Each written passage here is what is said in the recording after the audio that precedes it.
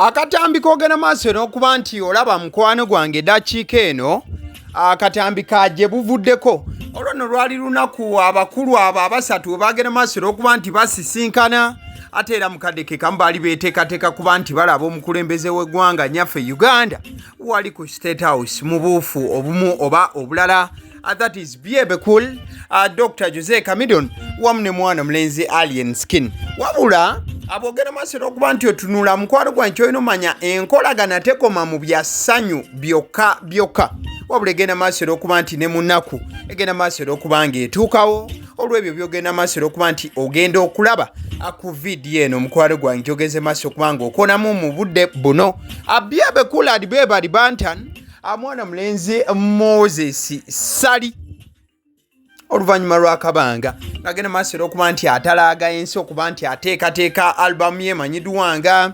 Break the Chains yagenze maaso n'okuba ng'akomawo mu ggwanga nyaffe Uganda. Wabula wakati ng'omukulu agenze maaso n'okuba nga akomawo okwabobwe Bebe yabadde tasobola kuba ng'akola ekintu ekirala kyonna oba yabadde tasobola kuba ng'atandika puroguramu endala yonna nga tannabagenda maaso n'okuba nti alaba ku munywanyi bwe bagenda maaso n'okuba nti bazirunda, and that is none other than Yosefu Mayanja oba goyinza ogenda maaso okuba ng'oyita Dr. Jose Chameleon enaye Island mu buufu obumu oba obulala. So kwegamba Bebe Bantan yagenze maaso okuba ng'asisinkana mwana mulenzi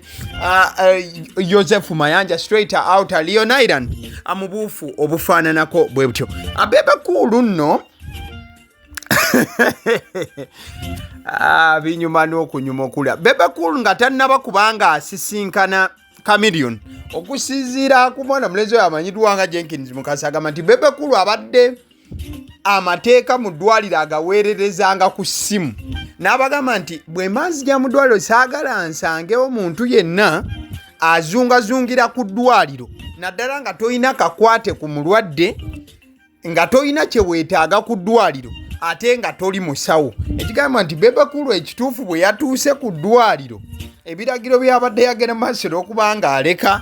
byo byagenze maaso n'okuba nga biteekebwa mu nkola era kati tewakyali muntu agenda maaso n'okuba nga yeetawulira Chameleon naddala nga toli wa nkizo oba nga toli wa nsonga. So bw'ojjanga okimanyi nti no toli wa nkizo oba ng'ensa ntono omulwadde Dr. Jose Chameleon si wagenda maaso n'okuba nga alabwa mu buufu ofaananako bwe butyo. So Bebe olwamaze okuba nti atuuka ewali omulwadde ne bagenda maaso okuba nti bawayawayamuko n'agenda maaso n'okuba nti amusabira ne ku ssaala awo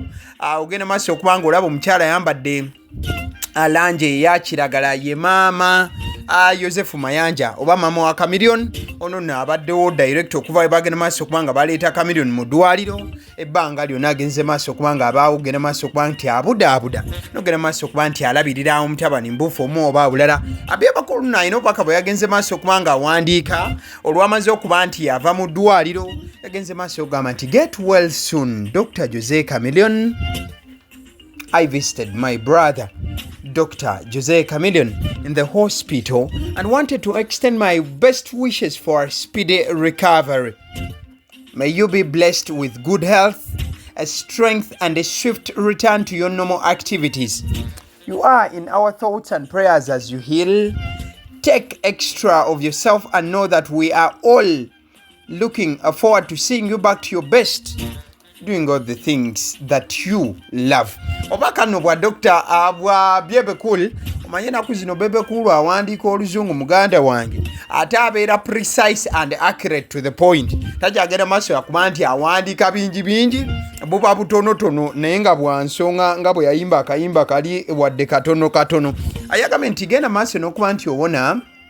Dr. Jose Chameleon angenze maaso n'okuba nga nkyalira muganda wange Chameleon mu ddwaliro era nga mbadde jasi njagala kumutuukako nyongera okuba nti nkimukkaatiriza nti musabira agende maaso okuba nga awona. Nagamba nti asabira mwana mulenzi ono agende maaso okuba nti afuna omukisa obulamu obulungi bugende maaso okuba nga bumutuukako agende maaso okuba nga afuna amaanyi ag'enjawulo ate era mukadde ke kamu agende maaso okuba nga asuuka mu bwangu asobola okuba nti adda ku mirimu gye emitongole.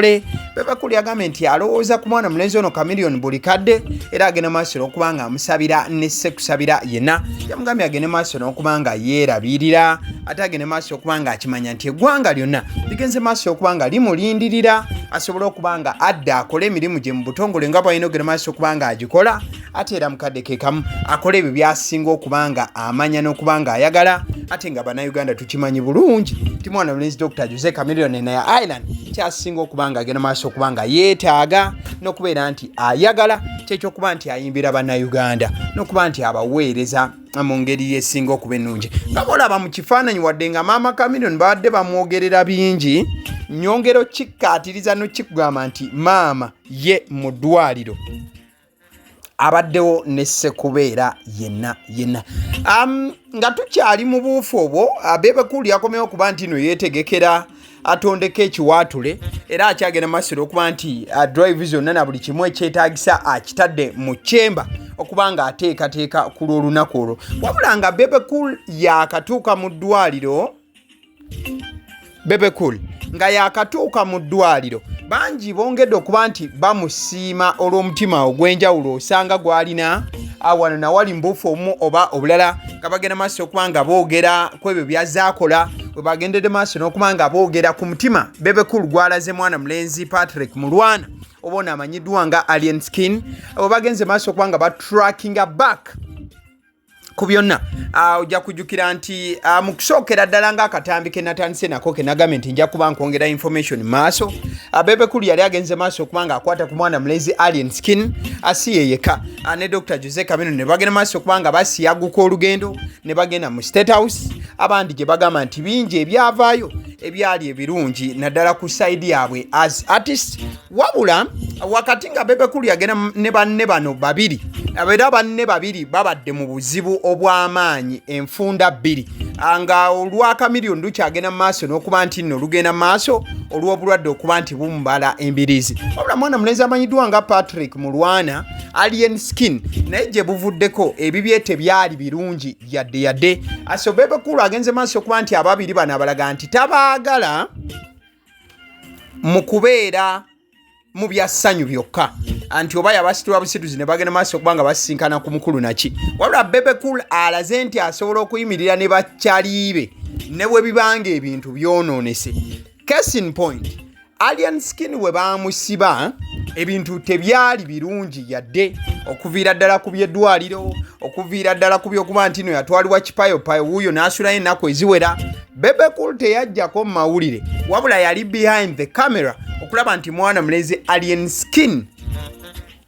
ava mukomera era okukakasa ebyo byonna n'obutuufu bwabyo mwana mulenzi amanyiddwa nga Alien Skin olwafubutuka bwati mukomera bwe yadde omuntu gwe yasookera ddala okuba nga awa big up n'okubeera nga yeebaza nesekwebaza yenna nga teyamentioninga bangi nnyo omuntu gwe yasooka okuba nga amentioninga yali Bebe Cool ati Bebali Bantan n'agamba nti man omusajja oyo wa ddala nnyo nnyini ddala kati ate era mukadde ke kamu nga Chameleon ali mu ddwaliro nga lugenda maaso n'okuba nga lumubala embiriizi ekituufu kiri nti waliwo information egenda maaso okuba nga etambula nti Bebe Cool takomye kubanga alabika mu ddwaliro olunaku olwaleero wabula okuva we yamanya nti munywanyi we ebintu si bibi Bebe Cool abadde agenda maaso n'okuba nga working around the clock okulaba nti Chameleon ono embeera y'obulamu etereera in fact Bebe Cool y'omu ku babadde baproposinga anti Chameleon atwalibwe ebweru wabula era Chameleon Bebe Cool n'agaana musajja we okuba nti bamutwala mu America n'agamba nti eyo bannayuganda bangi bajja kubanga bamusumbuwa era Bebe Cool y'omu ku baproposinze nti mwana mulenzi ono atwalibwa at least eyindi oba ensi endala etali America olw'ensonga nti Bebe Cool ye bino ebintu abibaddemu abitambuddemu era abimanyidde ddala nese kumanya yenna so ojja kujjukira bulungi nti n'eggwanga mujje bwe muba mujjukira bulungi ebiseera bya ggwanga mujje Chameleon embeera we yali emutabuseeko stage egende maaso n'okuba nga egwa enkuba egende maaso okuba nga eyiika naki Bebe Cool yadduka misinde okujja okuba nti abeererawo kyaliwe Chameleon n'okulaba nti tabreakinga oba tagenda mu point emutuuse okuba nga ayingira depression era Bebe Cool yagenda maaso okuba nga ayimirira nesse kuyimirira yenna olwa kyaliwe Chameleon era yagenda maaso okuba nga agoba bonna abaali baleetera Chameleon ka whisky n'ebintu ebigwa mu kkoweero era mukadde ke kamu okuddizayo tochi ku Alien Skin mwana mulenzi Alien Skin we yagenda maaso okuba nga ategeka ekivulo ekyali kimalako omwaka Bebe Cool. Wadde nga bangi baali bagamba nti namba zaali tezirabise nga bwe zaali zeetaagibwa, mwana mulenzi Bebe Cool teyagenda maaso kubanga asibamu yadduka kipayopayo, nagenda maaso okubanga ajja n'abeerawo ku lwa Alien Skin, era yagenda maaso okubanga alinya stage, era ne performance yagenda maaso okubanga puttinga up yali y'amaanyi nnyo nnyini ddala mukwano gwange. Mu buufu ofaananako bwe butyo. Still watudde wa Bebe Cool ne Chameleon, ababiri abo baali basuubira okubeera nti bakola battle mujjukira bulungi eyali esuubira okuba nti ebaawo, wabula olw'omukwano gw'abano ababiri Chameleon ne Bebe Cool bato paka nakati ekyagenze maaso okubanga egaana okuba nti eba yadde okuba nti evaamu ebibala mu buufu ofaananako bwe butyo. So njagadde okulaga enkolagana ya Alien Skin, Bebe Cool, Chameleon naddala mu kaseera ng'ebintu tebigenda maaso bulungi ku sayidi za bonna. Abasiddi omusunsuzi ddoboozi lyange, agaliwo omukutu gw'otuddeko omukwano gwange, bogera maaso okuba nti vidiyo eno togirayikinga ojja kuba ogeze maaso okuba nkola bubi, obula onagera maaso okuba ng'ogirayikinga ate no subscribing nga tokikolanga ojja kuba onkoze obulungi obutagambika. Gera maaso okuba ng'okola ebibyengenze maaso okuba nga nkoonako agaliwo gwe mukutu kwoli, era kwetugera maaso okuba nga tukwera information mbujjuvu bwayo nga tetugaseemu kintu kyonna.